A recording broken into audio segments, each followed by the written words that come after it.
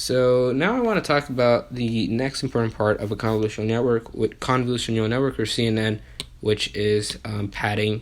This isn't actually important, even though I said it was at the beginning.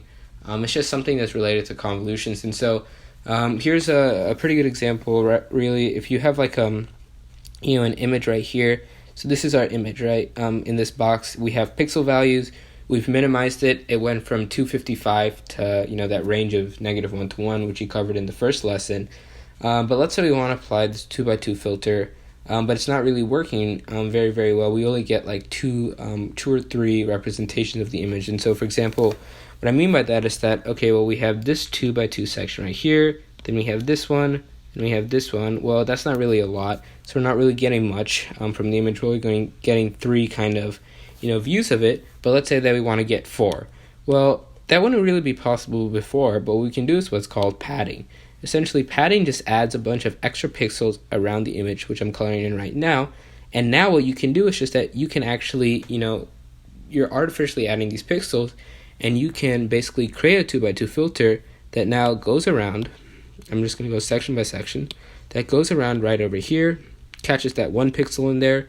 Then you apply some filter and you get 0.5. You do it in the next section, you get 0.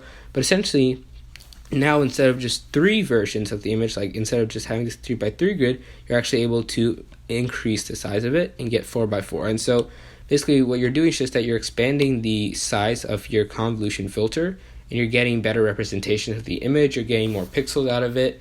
Because sometimes when you apply a convolution, you're actually going to end up minimizing the image, but you don't want to lose all of the pictures or all the pixels that you have. So if you have like that picture of a cat, which we covered, picture of the cat which we covered in the previous example, well, you don't want to lose the whole cat. You still want to have most of it, so you would add just a layer of padding to preserve some of the pixels. And here's a really good picture that shows before you would have a really small kind of like convolution. So if we think back to what a convolution does, again, you're just applying a filter. The resultant from that convolution is going to be really small compared to this blue image right here. But essentially now if we add padding, the result is going to be much bigger. The more padding we add, the bigger it gets, as you can see right here.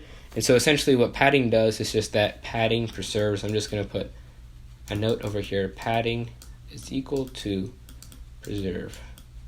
And that's just all you guys really need to know.